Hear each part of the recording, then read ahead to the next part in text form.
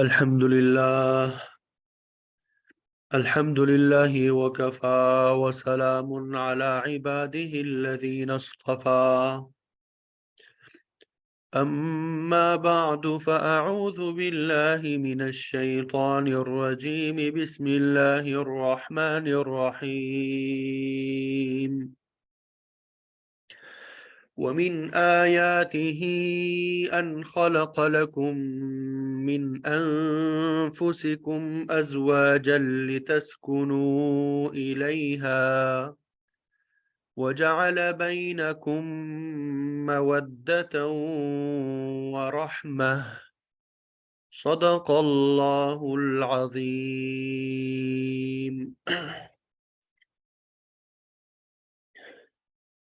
میرے واجب الاحترام دوستوں، ساتھیوں، معزز خواتین و حضرات، آپ کے سامنے سورہ روم آیت نمبر 21 تلاوت کرنے کی سعادت حاصل ہوئی۔ آپ سب کو معلوم ہے کہ اللہ رب العزت نے ہمیں زندگی گزارنے کا طریقہ اور سلیقہ سکھایا ہے۔ اگر ہم اللہ تعالیٰ کے بتائے ہوئے طریقوں کے مطابق زندگی گزاریں گے تو ہماری زندگی بڑی آسان ہوگی۔ یہ عائلی زندگی کا جو مدار ہے میاں بیوی پر ہوتا ہے، پھر ان کے ہاں آگے اولاد ہوئی تو بیٹے بیٹیاں کہلائی، پھر وہ جوان ہوئی تو پھر ان کے آگے رشتے ہوئے، مختلف نئے رشتے وجود میں آئے۔ اللہ تعالی ہم سب کا خالق ہے۔ اللہ تعالیٰ نے ہی انسان کی مشین کو بنایا، مرد کی مشین کو بھی اللہ تعالیٰ نے بنایا اور خاتون کی مشین کو بھی اسی نے بنایا۔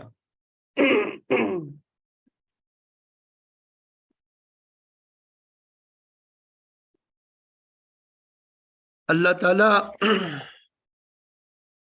ہر ایک کی نفسیات کیا ہے، ہر ایک کے تقاضے کیا ہے، وہ ہم سے بہتر جانتے ہیں۔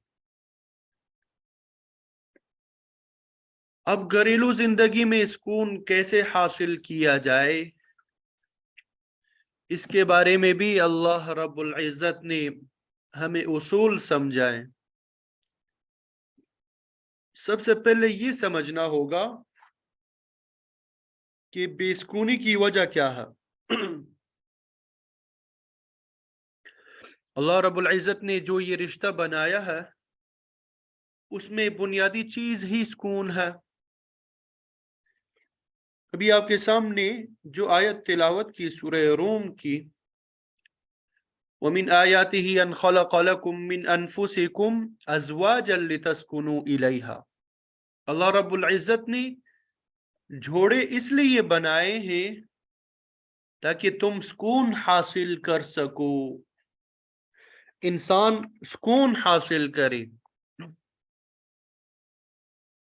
اگر انسان کے پاس سکون نہ ہو تو ایسی صورت میں اس انسان کے سامنے دنیا کی تمام چیزیں بیکار نظر آتی ہے۔ یہ مال و دولت، یہ تفریح کی چیزیں، عیش کی چیزیں، یہ ساری چیزیں، کھانے پینے کی چیزیں، گھر میں موجود سارا سامان، یہ ایک ایک چیز بیکار نظر آتا ہے اگر گھر میں سکون نہ ہو۔ اور بے سکونی کی اگر وجہ تلاش کریں تو ذہن میں رکھنا ہوگا کہ اللہ تعالیٰ نے تو دنیاوی طور پر یہ رشتہ سکون ہی کے لیے بنایا۔ معلوم ہوا کہ اللہ تعالیٰ انسان کو سکون دینا چاہتے ہیں، اسی لیے تو اس رشتے کا آغاز ہی سکون سے ہوتا ہے، بشرطے کہ یہ انسان اس سکون کو بے سکونی سے تبدیل نہ کرے۔ اللہ تعالیٰ نے جتنے بھی طریقے بتائے ہیں وہ سب کے سب سکون حاصل کرنے کے طریقے ہیں۔ جب انسان اللہ اور اس کے رسول صلی اللہ علیہ وسلم کے طریقوں سے ہٹتا ہے، اس صورت میں وہی انسان بے سکونی میں مبتلا ہو جاتا ہے۔ یہ اللہ تعالیٰ کا نظام ہے۔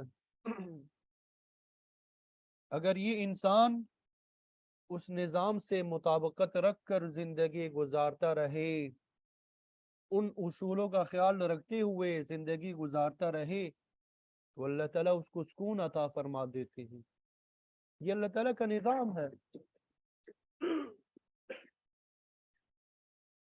لیکن اگر انسان ان طریقوں سے ہٹ کر زندگی گزارنا شروع کر دے تو پھر اسے سکون نہیں ملے گا، سکون کا نام و نشان بھی نہیں ہوگا۔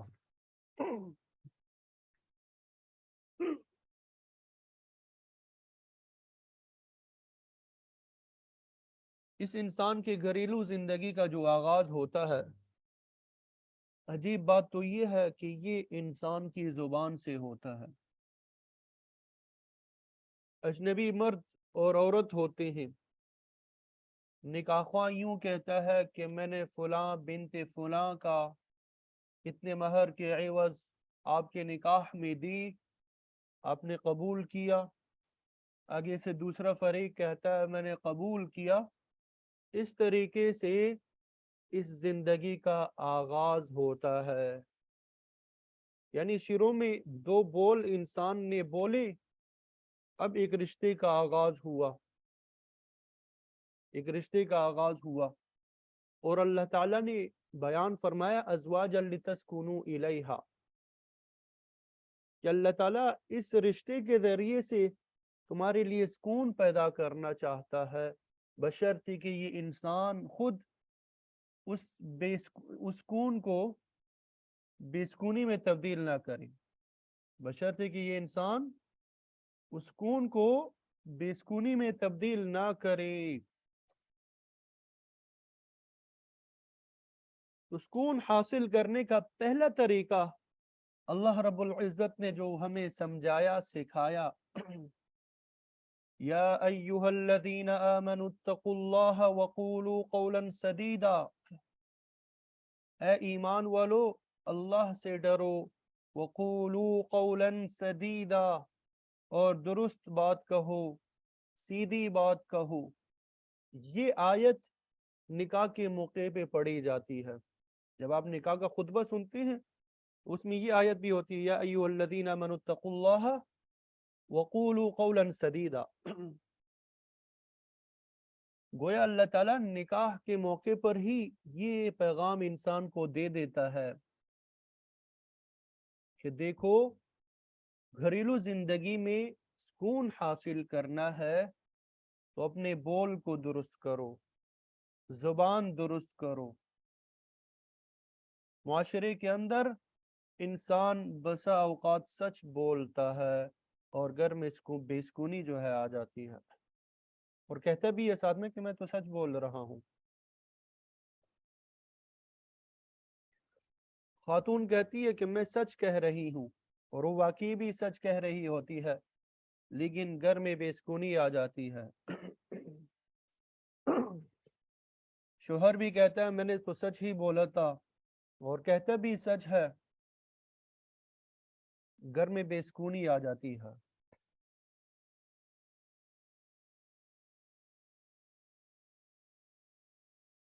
ایسا کیوں ہوتا ہے؟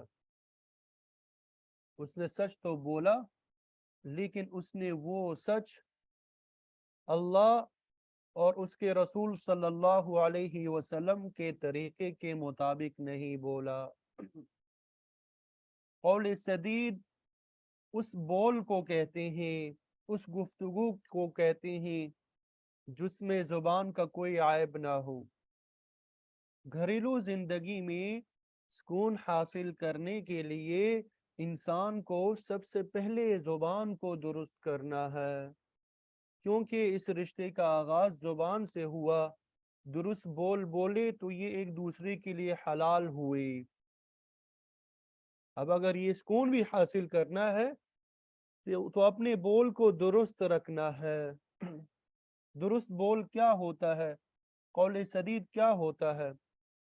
اللہ تعالیٰ نے اور آپ صلی اللہ علیہ وسلم نے زبان کے جو عیوب بتائے ہیں وہ اگر گفتگو میں نہ ہو تو وہ درست بول ہے، وہ قول سدید ہے، یعنی جس میں زبان کا کوئی عیب نہ ہو، اس میں غیبت نہ ہو۔ یہ انسان غیبت کے اندر ہمیشہ سچ بولتا ہے۔ غیبت کی تعریف ہی یہی ہے کہ اس کے اندر برائی موجود ہو، پھر انسان کہے کہ فلاں کے اندر یہ برائی ہے۔ اگر وہ برائی اس میں نہ ہو اور پھر کہا جائے کہ فلاں کے اندر یہ برائی ہے اور وہ اس میں نہیں ہے، تو یہ تو بہتان ہے، یہ تو تہمت ہے۔ اسی طرح انسان کبھی گھریلو زندگی میں کبھی شوہر بیوی کی برائی بیان کرتا ہے، یقینی بات ہے کہ اس کے اندر وہ برائیاں موجود ہے اور اس کی غیر موجودگی میں وہ بیان کرتا ہے، تو گھر میں بے سکونی آ جاتی ہے۔ بیوی کے اندر اگر برائیاں موجود ہے تو اسے اس کی غیر موجودگی میں بیان نہیں کرنی۔ اگر وہ برائیاں بیوی کے اندر نہ ہو تو اس صورت میں مرد تہمت لگا رہا ہے۔ یہی حال بیوی کا ہے۔ بیوی اپنے گھر کے اندر کی باتیں جو واقعی اس گھر میں موجود ہے، وہ برائیاں شوہر کے اندر موجود ہے، شوہر کی غیر موجودگی میں بیان کرتی ہے، حالانکہ نہیں بیان کرنی چاہیے تھی، تو یہ غیبت ہے۔ وہ سچ بول رہی ہوتی ہے لیکن اس سے منع فرمایا گیا کہ یہ نہیں کرنا۔ اسی طرح قول سدید میں یہ بھی داخل ہے کہ زبان کے اندر چغل خوری نہیں ہونی چاہیے۔ اس میں بھی انسان سچ بولتا ہے۔ چغل خوری کی تعریف ہی یہ کی جاتی ہے کہ کسی کی اچھی یا بری بات دوسروں تک پہنچانا تاکہ ان دونوں کے درمیان لڑائی ہو جائے، جھگڑا ہو جائے۔ بسا اوقات انسان دوسرے کی اچھی بات بتا رہا ہوتا ہے لیکن نیت یہ ہوتی ہے کہ ان دونوں کے درمیان دوریاں پیدا ہو جائے، اور ہوتا بھی ایسا ہی ہے۔ اس بارے میں آپ صلی اللہ علیہ وسلم نے اس کی اتنی برائی بتائی، لا يدخل الجنت قطعۃ، کہ چغل خور انسان جنت ہی میں داخل نہیں ہوگا۔ یہ بات تو سمجھ میں آتی ہے کہ کسی کے اندر برائی ہے وہ آپ دوسرے کے سامنے بیان کرتے ہیں۔ یہ بات سمجھ میں نہیں آتی کہ اگر انسان کی اچھی بات آگے دوسرے تک پہنچائی جائے، یہ کیسے چغل خوری ہوئی۔ ایک مثال آپ لے لیں، مشاہدے میں ہے آپ کے، شوہر بیوی کے لیے سوٹ لاتا ہے۔ اب مجھے بتائیں کیا یہ غلط بات ہے، گناہ کی بات ہے؟ بیوی کے لیے سوٹ لے کے آیا۔ اب جو لڑکی کی بہن ہے، اس نے ماں کو یہ بات بتا دی کہ بھائی محترمہ کے لیے سوٹ لایا ہے۔ اب بتاؤ، اس کا لہجہ بھی بالکل ٹھیک ہے، اور بیوی کے لیے سوٹ لانا یہ بھی کوئی بری بات نہیں ہے، گناہ کا کام نہیں ہے، لیکن ماں کو پہنچایا کیوں؟ دیکھو، بیوی کے لیے آیا ہے، ماں کے لیے سوٹ نہیں آیا، اس لیے پہنچایا گیا تاکہ دونوں میں لڑائی ہو جائے، تو یہ چغل خوری ہے۔ تو یہ ذہنوں میں دوریاں پیدا کرنا، یہی تو بے سکونی کی وجہ ہے۔ آج انسان ان بے سکونی کی وجوہات کو سمجھتا نہیں ہے کہ میں نے کیا کیا، کوئی غلط کام تو نہیں کیا۔ جی غلط کام نہیں کیا، لیکن نیت غلط تھی۔ اس لیے جب انسان گھریلو زندگی میں سکون چاہتا ہے تو اس کی زبان میں غیبت نہیں ہونی چاہیے، اس کے زبان میں چغل خوری نہیں ہونی چاہیے، اس کے زبان کے اندر جھوٹ نہیں ہونا چاہیے۔ جھوٹ ایک ایسی چیز ہے، مطلب خلاف واقع بات بیان کرنا۔ ایک بات نہیں ہوئی اس کو بیان کرنا. جب گھریلو زندگی میں جھوٹ آ جائے تو وہاں سے سکون اٹھ جاتا ہے. یاد رکھ لیجئے کہ سکون کے لیے ہمیشہ باہمی اعتماد ضروری ہے.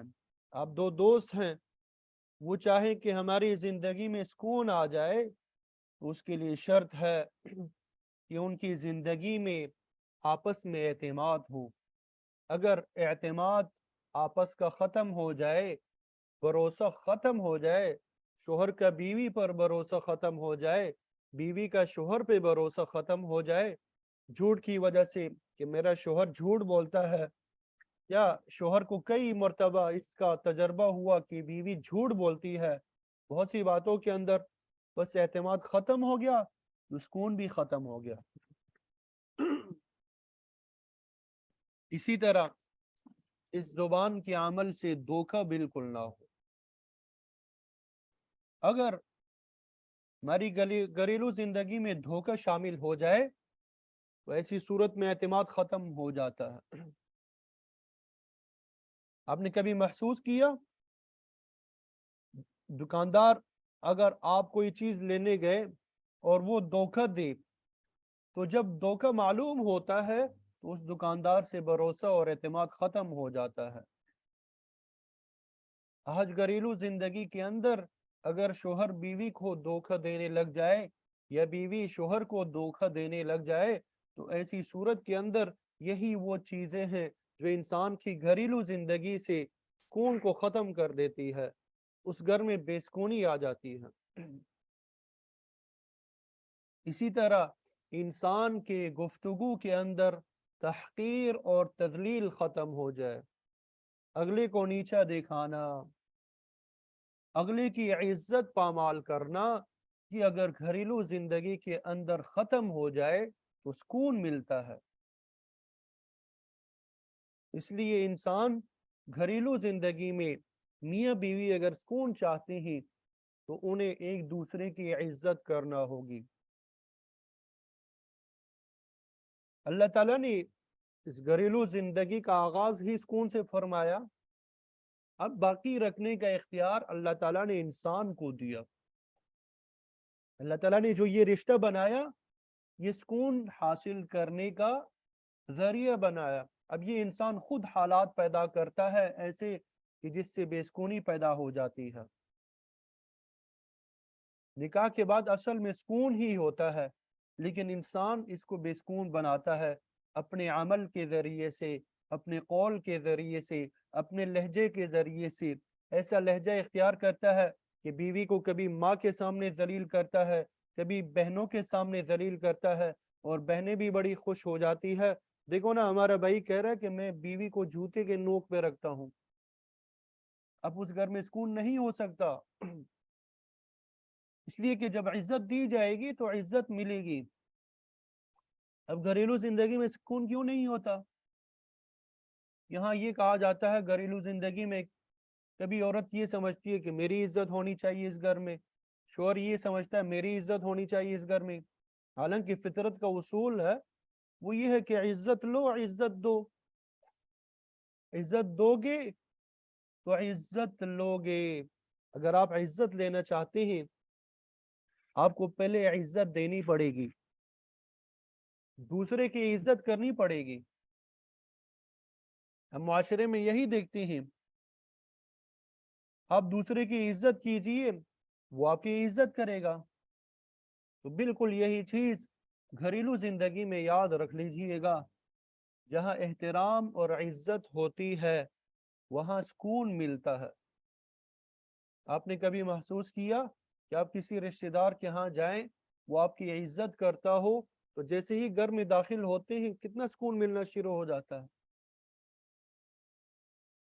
اب تو معاشرے میں یہاں تک نوبت آئی ہے کہ بیوی کے سامنے مسکرانا بھی نہیں چاہیے ورنہ وہ سر پر چڑھ جائے گی. بیوی کے سامنے غصے سے رہنا چاہیے. حالانکہ ہمارے پیارے نبی صلی اللہ علیہ وسلم جب گھر میں داخل ہوتی تو عائشہ رضی اللہ تعالی عنہ سے روایت ہے کہ مجھے یاد نہیں پڑتا کہ آپ صلی اللہ علیہ وسلم کبھی زندگی میں گھر تشریف لائے ہوں اور ان کے چہرے پر مسکراہٹ نہ ہو۔ بڑا مشکل کام ہوتا ہے، پورا دن باہر ٹینشن میں انسان کا گزرتا ہے، جب گھر آ رہا ہے بیوی کے سامنے چہرے پہ سکون ہو، کوئی غلط بات زبان سے نہ نکلی، بڑا مشکل کام ہے۔ لیکن آج وقت کی بہت بڑی ضرورت ہے۔ یہ وہ باتیں ہیں جن میں کچھ خرچ نہیں ہوتا اور ان کی وجہ سے سکون باقی رہتا ہے۔ لیکن یہ انسان جب اس بے سکونی کو ختم کرنے پہ آتا ہے، چاہتا ہے کہ کوئی بھی جو بھی انسان ہے وہ اس بے سکونی کو ختم کرنے پہ آ جائے تو اس کے لیے کوئی مشکل نہیں ہے۔ ایک تو اپنے بول کو درست کرنا ہوگا، تو گھر میں سکون خود بخود آئے گا۔ لیکن بسا اوقات خواتین کو کہا جائے کہ اپنے بول کو درست کرو تو وہ کہتی ہے کہ ہمارا ہی کام ہے، یہ ہماری ہی ذمہ داری ہے کہ اپنے بول کو درست کریں، مرد کی کوئی ذمہ داری نہیں ہے۔ اور اگر مرد سے کہا جائے تو وہ کہتے ہیں کہ خواتین کیوں نہیں کرتی۔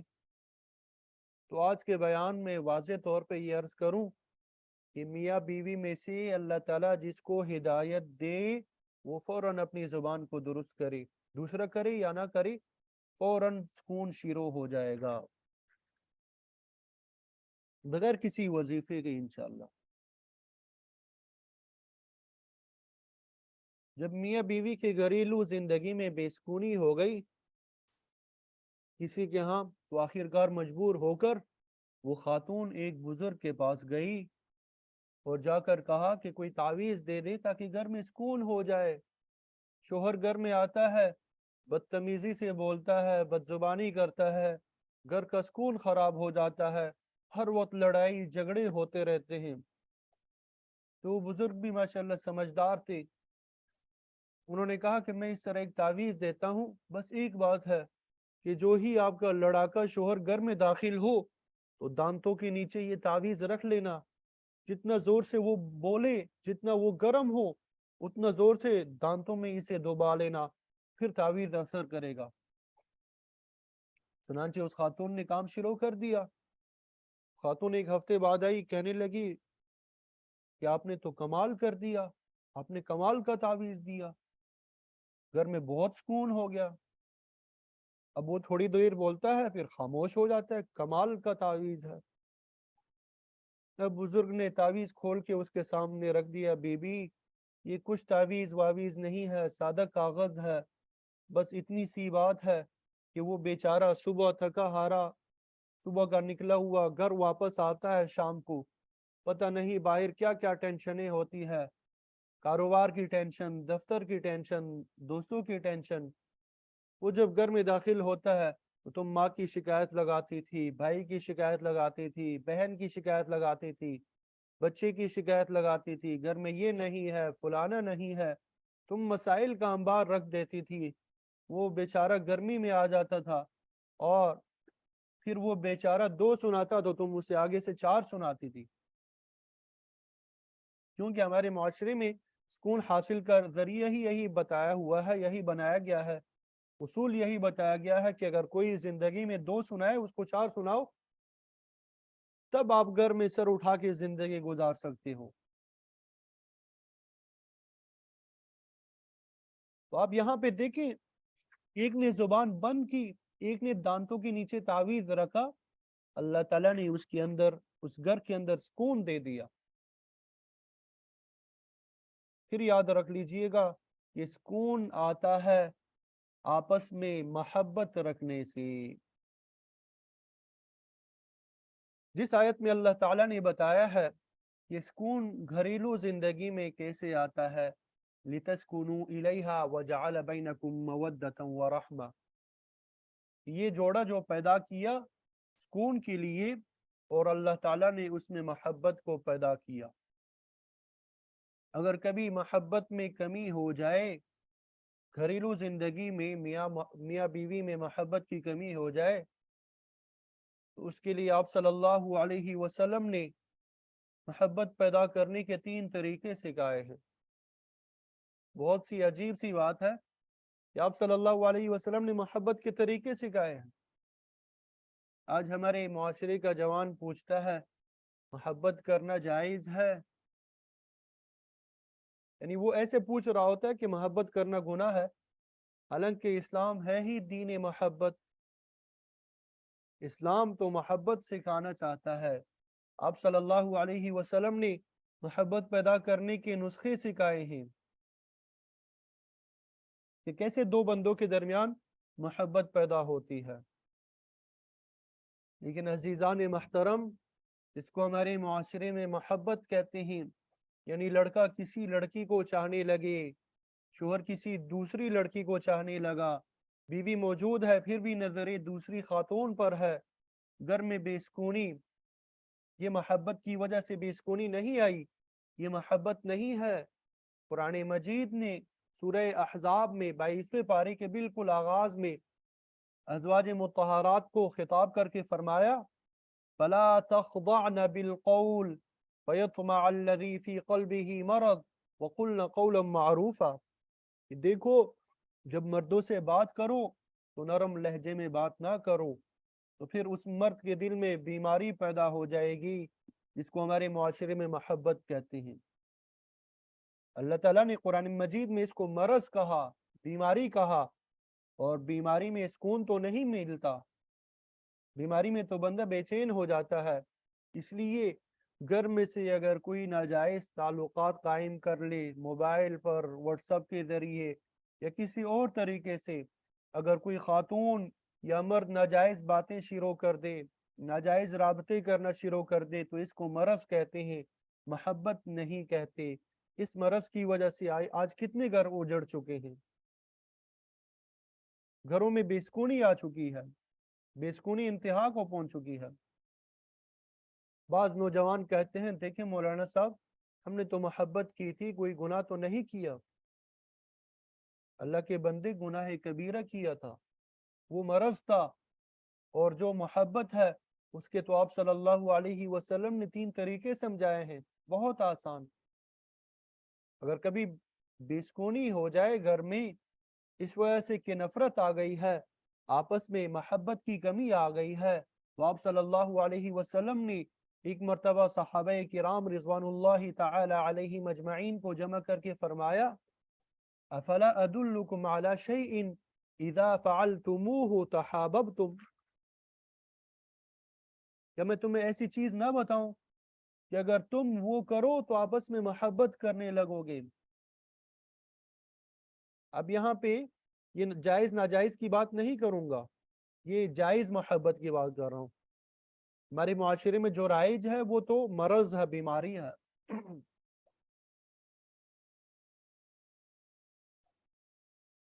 محبت جو ہے وہ ہمیشہ جائز ہی ہے، بلکہ عبادت ہے، یعنی محبت کی جائے، قلبی تعلق رکھا جائے اس سے جس سے اللہ اور اس کے رسول صلی اللہ علیہ وسلم نے تعلق رکھنے کا حکم دیا ہے۔ آج معاشرے کے اندر کالجز میں، یونیورسٹیز میں پروفیسرز پڑھاتے ہیں تو نوجوان طلبہ ان سے سوال کرتے ہیں کہ لو میرج کرنا جائز ہے، یعنی محبت کی شادی جائز ہے، پسند کی شادی جائز ہے؟ یہ سوال ہے، عام سا سوال۔ یاد رکھیے گا کہ لو میرج جائز نہیں ہے۔ بعض لوگ یہ سوال کرتے ہیں، وہ کہتے ہیں کہ جناب کیا پسند کی شادی ناجائز ہے؟ تو ان سے صرف ایک سوال پوچھ لیجئے کہ اچھا آپ ہمیں یہ بتائیں کہ کوئی ایک آیت یا حدیث دکھا دیں جس میں یہ لکھا ہو کہ ناپسند جگہ شادی کرو۔ اللہ کے بندو، پسندیدہ جگہ شادی کرنی ہے، یہ کون سی آیت حدیث میں لکھا ہے کہ ناپسندیدہ جگہ شادی کرنی ہے؟ پسند کی شادی جائز ہے؟ نہیں، پسند ہی کی شادی کرنا جائز ہے، لیکن پسند کا یہ معنی اور مطلب نہیں ہے کہ پہلے ہوٹلنگ کی جائے، بازاروں میں پھرا جائے، پارکوں میں جایا جائے، ایک دوسرے کے ساتھ انڈرسٹینڈنگ ہو جائے۔ انڈرسٹینڈنگ شادی کے بعد کی بات ہے، ابھی سے نہیں ہے، اس لیے لو میرج جائز نہیں ہے۔ البتہ لو آفٹر میرج ضروری ہے۔ تو اس محبت کو انسان کیسے پیدا کرے؟ आप सल्लल्लाहु अलैहि वसल्लम ने नुस्खे बताए हैं।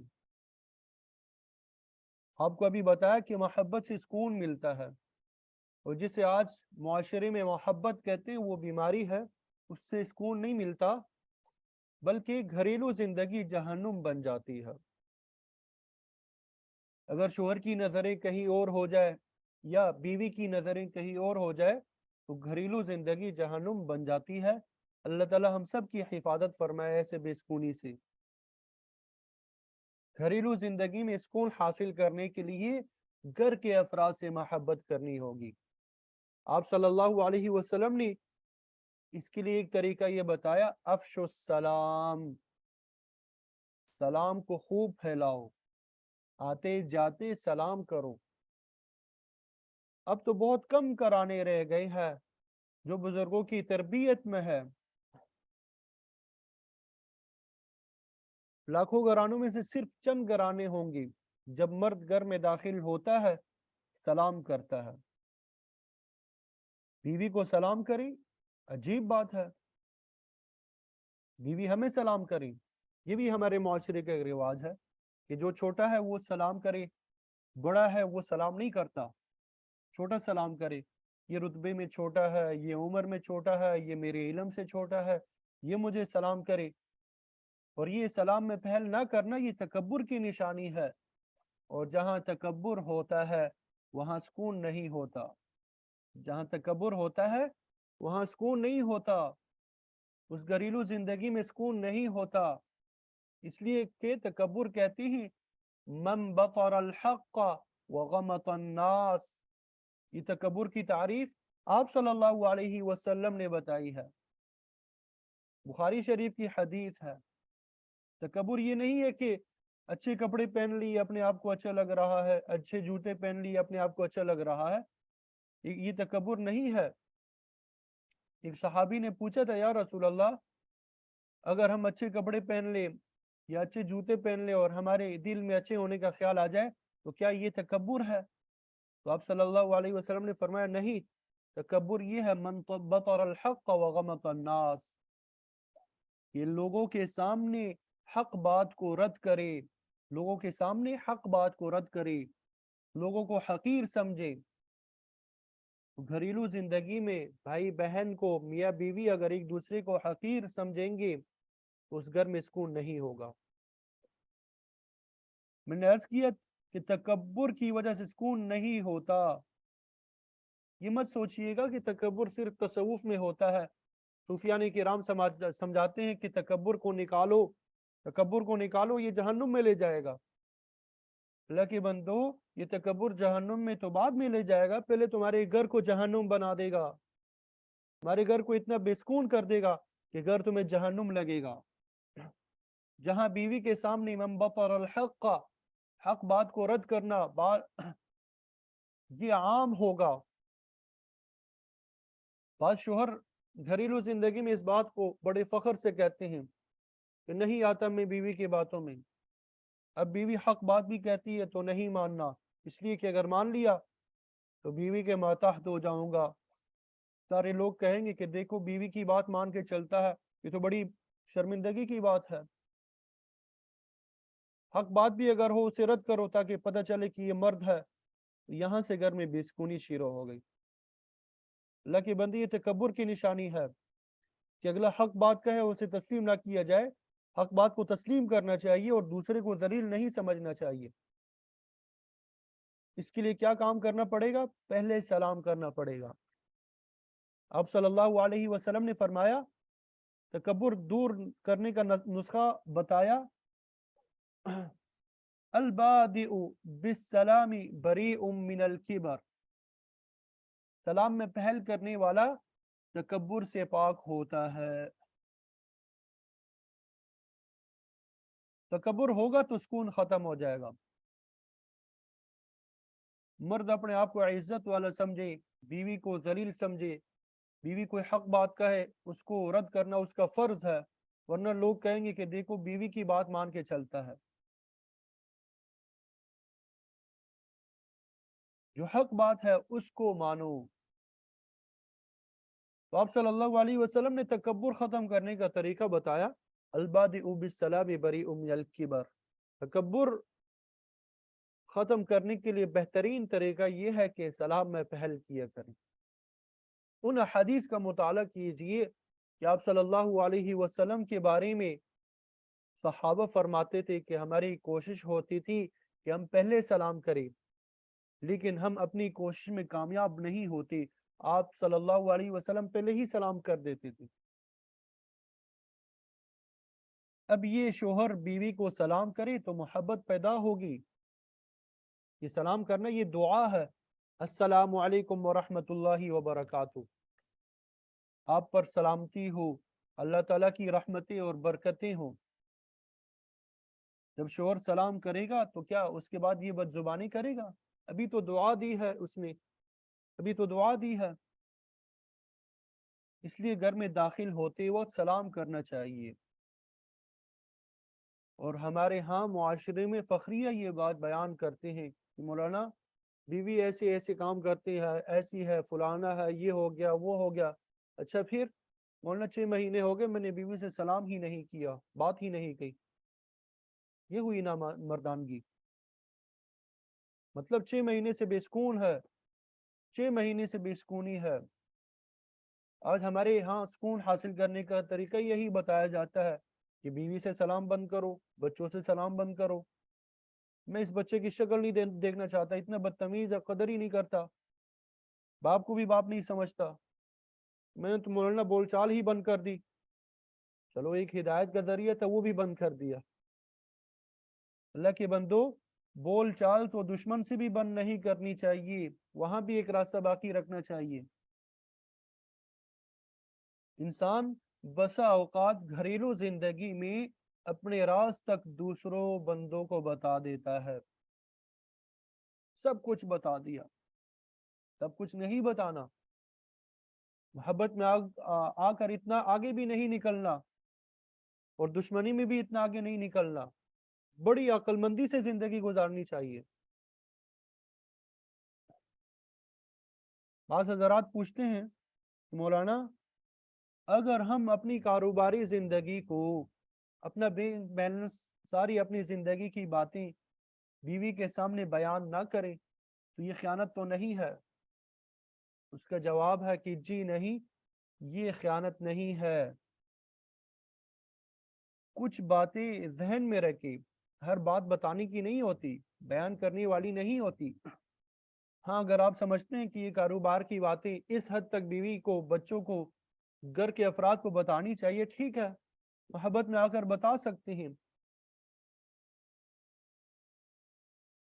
سکون حاصل کرنا چاہتے ہیں تو آپ صلی اللہ علیہ وسلم کی یہ طریقے اپنانے پڑیں گے۔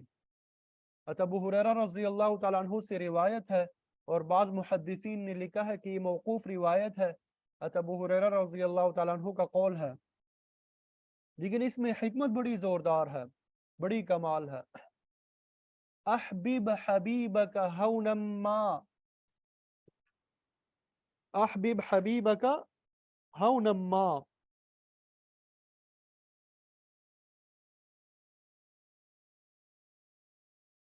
عسى ان يكون بغيضك يوما ما۔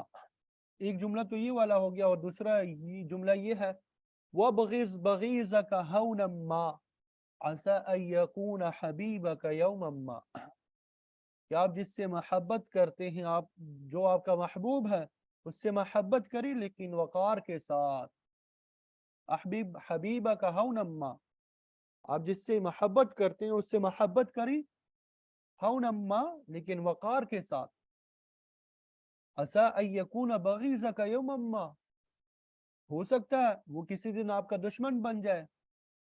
اب دوستی میں آ کر، محبت میں آ کر ساری گھر کی باتیں اسے بتا دی، اپنی زندگی کے سارے پتے دوسرے کے ہاتھ میں دے دیے، اب وہ تمہیں سکون سے نہیں رہنے دے گا، بسکونی میں مبتلا کرے گا، سارے پتے دوسرے کے سامنے شو نہیں کرنے۔ احبب حبیبک ہونا ما، اگر محبوب سے محبت بھی کرنی ہے تو وقار سے، سوچ سمجھ کر، ٹھہراؤ کے ساتھ۔ عَسَىٰ أَن يَكُونَ بَغِيظَكَ يَوْمًا مَا، ہو سکتا ہے کسی دن وہ آپ کا دشمن ہو جائے۔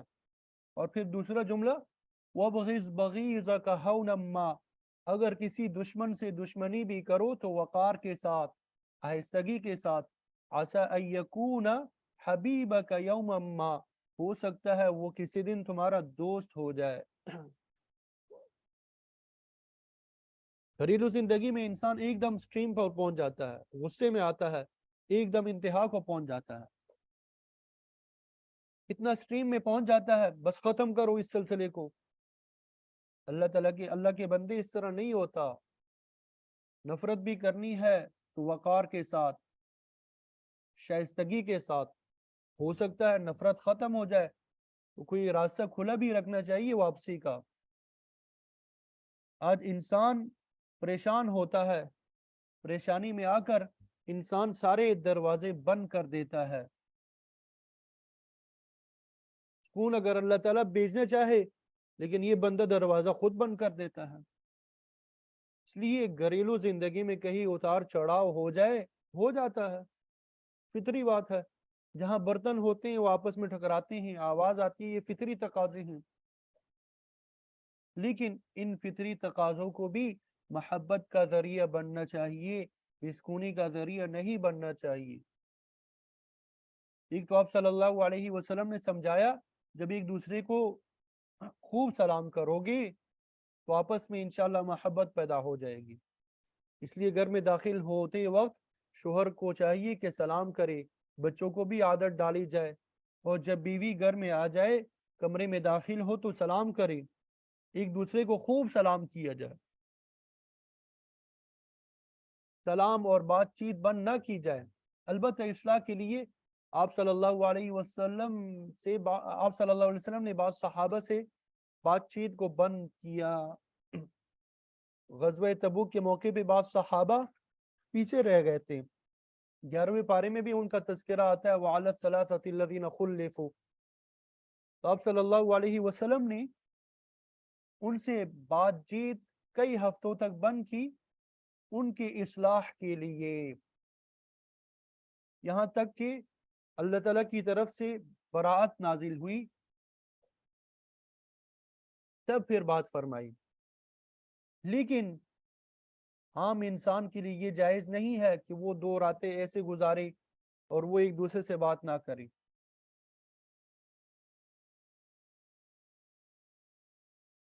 آج ہمارے معاشرے میں میاں بیوی میں گھر کے افراد میں لوگ کہتے ہیں میں نے اپنے بچی سے بات کرنی چھوڑ دی، کتنا عرصہ ہو گیا، 6 مہینے ہو گئے میں نے بات نہیں کی. اللہ کے بندے یہ بے سکونی ہے، یہ اصلاح نہیں ہے. تو وقت کا تقاضا ہے کہ سلام کرے. گھروں میں سکون لانے کے لیے محبت ہوگی تو سکون آئے گا، اور محبت کا طریقہ سلام کرنا ہے. دوسرا آپ صلی اللہ علیہ وسلم نے محبت کا طریقہ سکھایا اطعموا الطعام، ایک دوسرے کو خوب سلام کیا کرو، اس سے محبت پیدا ہوتی ہے. اس لیے بچوں سے بیوی سے بات بند کرنا یہ گھریلو زندگی میں سکون کا باعث نہیں ہوتا. سکون اگر چاہتے ہیں تو بیوی بچوں سے بات ختم نہ کریں، کیونکہ اسی کے ذریعے سے آپ بات کر سکیں گے. سلام دعا نہیں چھوڑنی. نمبر 2 اطعموا الطعام، ایک دوسرے کو کھانا کھلاؤ، اس سے محبت پیدا ہوگی.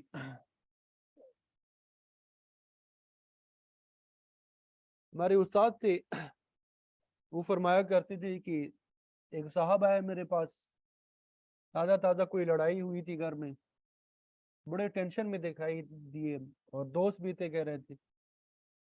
تو وہ آئے میرے پاس، میں نے کہا بھائی کیا ہو گیا؟ کہنے لگا بیوی سے لڑائی ہو گئی. اچھا کیا ہوا؟ بس وہ ہر وقت مطالبہ کرتی رہتی ہے، تنگ کرتی رہتی ہے. پھر پوچھا آخر ہوا کیا؟ کہ ابھی ابھی آیا تھا آفس سے، وہ کہتی ہے کہ آئس کریم لے کے آؤ. تو یہی سے بات شروع ہو گئی. اب بات بگڑتے بگڑتے بہت بگڑ گئی. حضرت مجھے کوئی وظیفہ بتا دیں. حضرت فرمانے لگے، میں نے عرض کیا بیوی کو کون سا فلیور آئس کریم پسند ہے؟ وہ چپ کے کہنے لگا آہستہ آواز میں کہ چاکلیٹ. حضرت نے کہا کہ میں نے اس سے کہا بھی جاؤ اور جو اس کا پسندیدہ آئس کریم ہے وہ اسے کھلاؤ اور خود کھلاؤ. حدیث بھول گئے. کہ آپ صلی اللہ علیہ وسلم نے فرمایا کہ جو شخص اپنی بیوی کے منہ میں لقمہ دیتا ہے وہ بھی صدقہ ہے، اور الصدقۃ رد البلاء، اور صدقے سے بلائیں ٹھلتی ہے۔ تو بیوی کو صدقہ کھلاؤ، مصیبتیں ٹھل جائیں گی، سکون آ جائے گا۔ اب وہ صاحب پریشان ہو گئے کہ مولانا صاحب آپ کے پاس آیا تھا، اور یہ میں سوچ رہا تھا کہ آپ میرے دوست ہیں، میرا ساتھ دیں گے، لیکن آپ نے میری بیوی کا ساتھ دیا۔ حضرت نے فرمایا نہیں، بیوی کا ساتھ نہیں دیا بلکہ دین کا ساتھ دیا۔ اور میں نے یہ بتایا کہ پھر مجھے فون پر بتانا کہ کیا ہوا۔ وہ ماننے والا تھا۔ اور یہ ہوتا ہے اصل میں بڑوں کا کہنا مان کر چلنا، سمجھ میں آئے یا نہ آئے، یہ بڑی کوالٹی ہے، دوسروں کی بات مان کے چلنا، بڑوں کی بات مان کے چلنا۔ یہ بھی سکون حاصل کرنے کا ذریعہ ہے۔ یہ سکونی ہو جائے، خود سمجھ میں نہ آئے، اور خود سمجھ میں آتا بھی نہیں ہے۔ جو بندہ مشکل میں ہوتا ہے اس کے ذہن میں ہدایت نہیں آتی، اس لیے بزرگوں سے تعلق رہنا چاہیے، ان کے پاس آ کر بتانا چاہیے کہ میری زندگی میں بے سکونی آ گئی ہے، مجھے کوئی وظیفہ بتا دے، اور ساتھ میں یہ بھی کہہ دیا کرے کہ کوئی نسخہ بتا دے۔ نسخہ کیا ہے؟ کہ جا کر آئس کریم کھلاؤ۔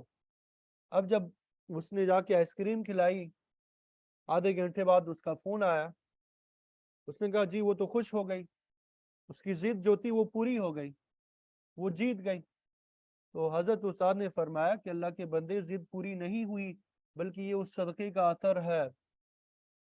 میں نے کہا تھا کہ بیوی کے منہ میں آئس کریم ڈالی تھی، اس نے کہا جی ڈالی تھی۔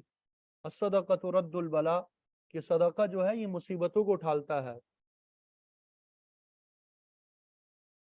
اب بتاؤ بیوی کو کھلانا گناہ ہے؟ اب انسان جو ہے ہمارے معاشرے میں کالا بکرا صدقہ کرتا ہے، مولانا گھر میں بڑی بے سکونی ہے، میں نے کالا بکرا بھی صدقہ کیا۔ اللہ کے بندے، کالی بکری صدقہ کرنے سے گھر میں سکون نہیں آتا۔ گھر میں بیوی بچوں کے لیے اچھا گوشت لے کر آ جاؤ تاکہ وہ پکائے، اس سے سکون آتا ہے۔ ایک دوسرے کو کھانا کھلائے تو اس سے سکون آتا ہے۔ ہمارے ہاں بے سکونی میں کیا ہوتا ہے اسی میں آپ کو حل بھی نظر آئے گا۔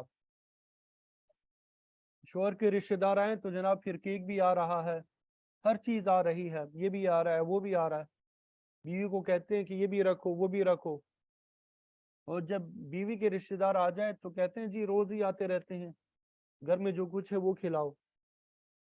بیوی کے رشتہ دار آئے، ماں آئے، بہن آئے، بھائی آئے، تو ان کے ساتھ اچھا سلوک نہ ہو، جو کھانا ہو وہ کھلایا جائے۔ اور جب اپنے رشتہ دار آئے ان کا اکرام ہونا چاہیے، میرے بھائی کے کپڑے بھی دھوئے جائے، میرے ماں باپ کی خدمت بھی کی جائے۔ اور جب بیوی کے ماں باپ آئے تو ان کو جوتے کی نوک پہ رکھو، تو یہ ہے بے سکونی کی وجہ۔ بیوی کے رشتہ دار آئے ان کی عزت نہ ہو، یہ ہے بے سکونی کی وجہ۔ اگر کوئی انسان جب بیوی کے بہن بھائی رشتہ دار آئے ان کا اکرام کرے، شوہر دوڑے کیک لے کے آئے، فلانی چیز لے کے آئے، ہر چیز لے کے آئے، تو بیوی اس کے بہن بھائیوں کا خیال کرے گی کہ نہیں؟ اس گھر میں سکون آئے گا کہ نہیں؟ وَأَطْعِمُوا الطَّعَامَ، کوئی رشتہ دار بہت ناراض ہو جائے اس کو کھانا کھلا دے، کوئی پھل کھلا دے، کوئی چیز کھلا دے، محبت پیدا ہو جائے گی۔ آپ صلی اللہ علیہ وسلم نے نسخہ بتا دیا، محبت پیدا ہوگی۔ اور تیسرا طریقہ سکون حاصل کرنے کا، محبت حاصل کرنے کا، آپ صلی اللہ علیہ وسلم نے فرما دیا تہادوا تحابوا، ایک دوسرے کو ہدیہ دیا کرو، اس سے محبت پیدا ہوتی ہے۔ جامع ترمذی میں اس حدیث کے آگے ایک اور لفظ بھی ہے، اس کو سمجھنا ہوگا۔ ہدیہ دینے سے کیا ہوتا ہے؟ تہادوا تحابوا، ایک دوسرے کو ہدیہ دیا کرو، فإن الہدیۃ تذہب الضغائن، کیونکہ ہدیہ دینے سے دل کے اندر جو کینہ ہوتا ہے، نفرت ہوتا ہے، پرانا غصہ اور دشمنی ہوتی ہے، وہ نکل جاتی ہے، ہدیہ دینے سے نکل جاتی ہے۔ اب ہمارے ماحول میں، ہمارے معاشرے میں ہدیہ دینا کسی غرض پہ مبنی ہوتا ہے، کسی فائدے پر مبنی ہوتا ہے۔ آج گھروں کے اندر عمل کر کے دیکھ لیجئے گا، بیوی کو کبھی گھر چھوڑنے کے لیے لے جائیں، میکے جب لے جانا ہو، تھوڑی سی چیز، کوئی ہدیہ تحفے کا بھی ساتھ لے جائے، اور یہ نیت کر کے کہ اس میں کھانا بھی ہے اور جا کے میں سلام بھی کروں گا، بیوی کے میکے جا کے سلام بھی کروں گا، یہ پھل بھی لے جا رہا ہوں تو یہ کھائیں گے بھی اور یہ پھل ان کے لیے ہدیہ ہوگا، تو کتنے نسخے ہو گئے محبت پیدا کرنے کے؟ تینوں نسخے جمع ہو گئے۔ اب یہ جا کے سلام کرے گا اور پھر جا کر پھل پیش کرے گا، تھوڑے سے پھل لے جائے، بوجھ نہ بنائے اپنے اوپر، ہدیہ کو بوجھ نہ بنائے، ہدیہ آسان بنائے، جب وہ کھائیں گے ہدیہ لیں گے انشاءاللہ محبت پیدا ہوگی، سکون آئے گا۔ اور ہمارا معاشرہ کس روش پہ چل پڑا ہے؟ جب آپ کسی رشتہ دار کے ہاں پھل وغیرہ لے گئے، وہ پوچھیں گے کیسے آئے، اب آپ کہیں گے میں اس لیے حاضر ہوا تھا کہ آپ کو سلام بھی کر لوں، بہت عرصہ ہو گیا ملاقات نہیں ہوئی، آپ سے دعائیں بھی لے لوں گا۔ تھوڑی دیر بعد وہ چائے وغیرہ پلا دیں گے، شربت پلا دیں گے، اس کے بعد پھر پوچھیں گے کیسے آئے، آپ نے کہا میں صرف آپ سے ملنے کے لیے آیا ہوں۔ پھر چل جب آپ کو دروازے پر دستخط کر رہے ہوں گے دروازے پہ پھر پوچھیں گے اچھا پھر آپ آئے کیسے تھے، دیکھو نا آپ پھل لائے ہیں، کیلے لے کر آئے ہیں، آخر کچھ نہ کچھ تو ہوگا مقصد۔ اب آپ پھر دروازے پر کہہ دیں کہ جی میں بس آپ سے ملنے کے لیے آیا تھا، ملاقات ہو گئی، بڑی محبت آپ سے مل گئی، بس چائے پی لی، اب آپ کے پاس بس اسی لیے آیا تھا۔ سارے گھر والے یہ سوچے گناہ ہے گناہ ہے، ابھی نہیں بولتا، بعد میں بولے گا یہ کسی مقصد کے لیے آیا تھا۔ تو آج کسی کو ہدیہ تحفہ دینا یہ بے وقوفی کی علامت ہے، یہ آیا کس لیے، کوئی مقصد تو ہوگا، صرف اللہ کی رضا کے لیے، سکون کے لیے۔ اب وہ رواج نہیں رہا۔ بزرگوں کے ہاں آج بھی یہ رواج ہے، جب وہ گھروں میں واپس آتے ہیں تو گھر میں بچوں کے لیے، بیوی کے لیے کچھ نہ کچھ ضرور لاتے ہیں، دور سفر پہ گئے ہیں چھوٹی موٹی ضرور کوئی چیز لاتے ہیں، بہت بڑے خرچے نہیں کرتے، چھوٹی چیز لے کے آتے ہیں، تو صرف اس ہدیہ دینے کی وجہ سے سارے گھر والے محبت کرتے ہیں، ایک دوسرے سے محبت کرتے ہیں۔ تو یہ ہے سکون حاصل کرنے کے طریقے، کہ انسان اپنے قول سے، اپنے فعل سے وہ تمام کام کرے جس سے سکون آتا ہے۔ آخری بات بھی عرض کر دوں کہ بسا اوقات انسان کو بیوی سے، بچوں سے، سب سے اچھے تعلقات ہوتے ہیں، نعمتیں بھی ساری گھر میں ہوتی ہے، کھانا پینا سب کچھ ہوتا ہے، لیکن دل میں سکون نہیں ہوتا، لیکن پھر بھی گھریلو زندگی میں سکون نہیں ہوتا۔ اس کے لیے یاد رکھ لیجئے گا کہ اگر سب کچھ ٹھیک ہو، اور بزرگ پوچھتے بھی ہے، بڑے پوچھتے بھی ہے کہ خیریت ہے، گھر میں کوئی پریشانی تو نہیں ہے، تو جواب ملتا جی بس میرے دل میں سکون نہیں ہے، تو اس کے لیے طریقہ یاد رکھیں، الا بذکر اللہ تطمئن القلوب، آگاہ رہو اللہ کے ذکر سے دلوں کو اطمینان ملتا ہے۔ تو اب گھر میں ذکر کا ماحول بنانا ہے، یہ اللہ تعالیٰ نے ہمیں سکون حاصل کرنے کا نسخہ بتایا ہے۔ ذکر کی محافل میں بیٹھیں، بزرگوں کے ساتھ تعلق رکھیں۔ یہ انسان گھریلو زندگی میں سکون حاصل کرنا چاہتا ہے تو کسی اللہ والے سے تعلق رکھنا ہوگا، بہت ضروری ہے، اس لیے کہ گھر کا جو سکون ہے یہ ڈاکٹر صاحب کے پاس نہیں ملے گا۔ یاد رکھیے ڈاکٹر صاحب صرف سکون کی گولیاں دے سکتے ہیں، بندہ سو جائے گا، وہ سکون نہیں ہوتا بلکہ وہ دماغ ہی کو سلا دیتی ہیں۔ اور جو روحانی ڈاکٹر ہوتے ہیں وہ جس طریقے سے سکون پہنچائے گا اس میں اہم ترین چیز ذکر ہوگی، جو ذکر اذکار بتائیں گے وہ بھی ٹھیک، خاتون بھی وہ کرے، مرد بھی کرے، اور اس کے ساتھ ساتھ قرآن مجید کی تلاوت۔ قرآن مجید کی تلاوت سے اللہ تعالیٰ اس گھر پر سکون نازل فرماتے ہیں۔ یہ بات آپ صلی اللہ علیہ وسلم نے خود ارشاد فرمایا کہ جس گھر میں قرآن مجید کی تلاوت ہوتی ہے، سیاہ ستہ کی روایت ہے، حفتہم الملائکہ وغشیتہم الرحمہ وانزلت علیہم السکینہ۔ حفتہم الملائکہ، اس گھر کو فرشتے گھیر لیتے ہیں، وغشیتہم الرحمہ، اللہ تعالیٰ کی رحمت اس کو ڈھانپ لیتی ہے. وَأُنزِلَتْ عَلَيْهِمُ السَّكِينَةُ اور ان کے اوپر سکون نازل ہوتا ہے. قرآن مجید کی تلاوت. ایک وقت تھا کہ صبح صبح دادا دادی نانا نانی یا کوئی بزرگ مرد خاتون گھر میں تلاوت کرتے تھے، سارے گھر میں سکون ہوتا تھا. اب وہ تلاوت کی آوازیں کتنی گھروں میں آتی ہے؟ میں یہ نہیں کہتا کہ بالکل نہیں آتی، بند کمروں سے آتی ہوگی لیکن باہر نہیں آتی. لیکن اگر گھر کے سارے افراد تلاوت کرتے ہوں گی تو گھر میں سکون آئے گا. پھر سکون کے لیے وظائف بھی بڑے کام کرتے ہیں.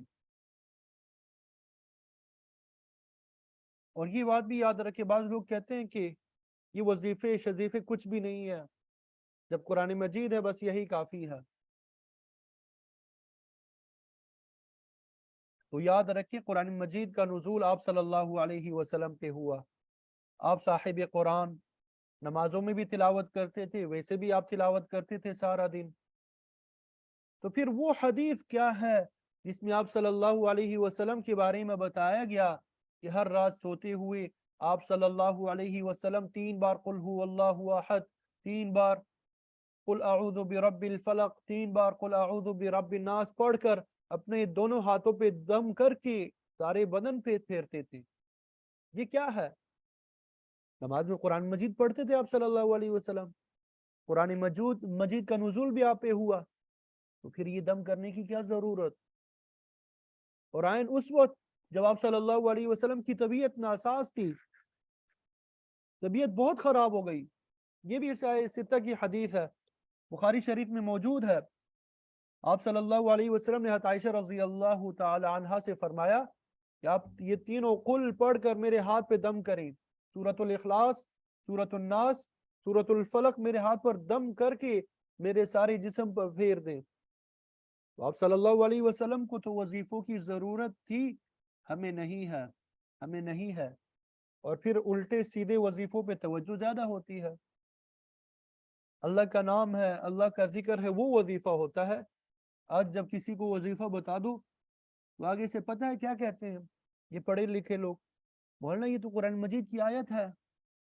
یعنی آپ کوئی الٹی سیدھی چیز بتائیں گے تو میں کہوں گا کہ یہ وظیفہ ہے، اور اگر کوئی آیت بتا دیں یا اللہ کا نام بتا دیں تو آگے سے کہیں گے اچھا یہ اللہ کا نام ہے.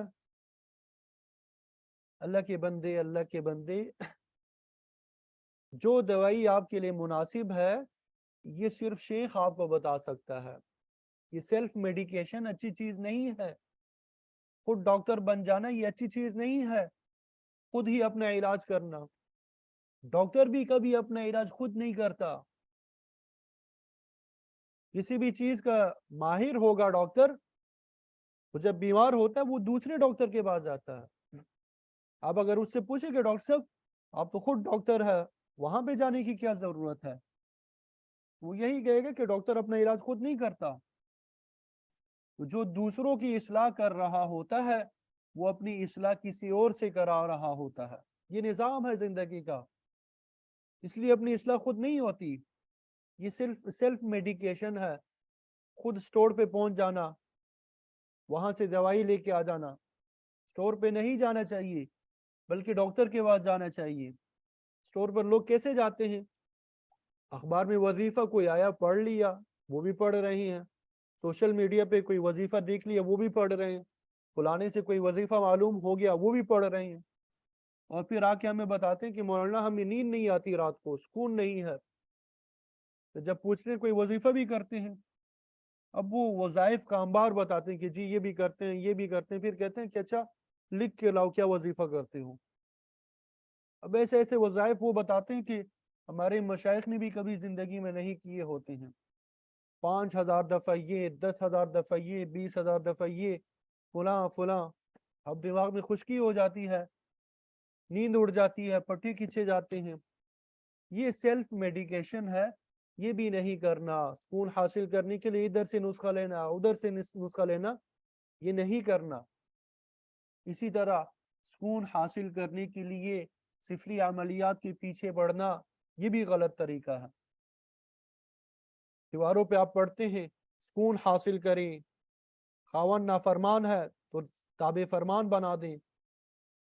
اب پھر کہا جاتا ہے کہ یہ ہانڈی جو ہے قبرستان میں دباؤ، چلو ہو گیا کام، یہ الو لے کے آؤ، فلاں کام کرو، یہ کرو وہ کرو، شوہر تمہارا تابع ہو جائے گا۔ شوہر تابع نہیں ہوگا، بیسکونی آئے گی۔ آج صرف اور صرف ایک حل ہے کہ اپنا اور اپنے گھر والوں کا تعلق بزرگوں سے پکا جوڑنا ہے، اور وہاں اصلاح کرتے ہوئے انشاءاللہ العزیز اللہ تعالیٰ سکون عطا فرمائے گا۔ اللہ تعالیٰ ہم سب کو گھریلو زندگی میں سکون عطا فرمائے، اور وہ دعا بھی کثرت سے پڑھیے جو خالق نے خود سکھائی ہے۔ سورہ فرقان کی آیت نمبر 74، ربنا هب لنا من ازواجنا وذرياتنا قرة اعین واجعلنا للمتقین اماما۔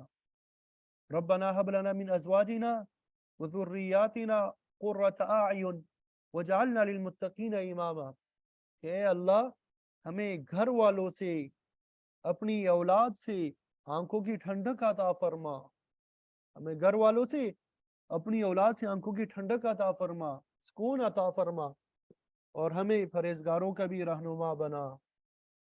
اللہ رب العزت ہم سب کو وہ نیک اعمال، وہ زندگی جو آپ صلی اللہ علیہ وسلم نے ہم سب کو سکھائی، اللہ تعالی ہمیں اس پر عمل کرنے کی توفیق عطا فرمائے، تاکہ ہم سب کی گھریلو زندگی اللہ تعالیٰ سکون والی بنا دے۔ وآخر دعوانا ان الحمد للہ رب العالمین۔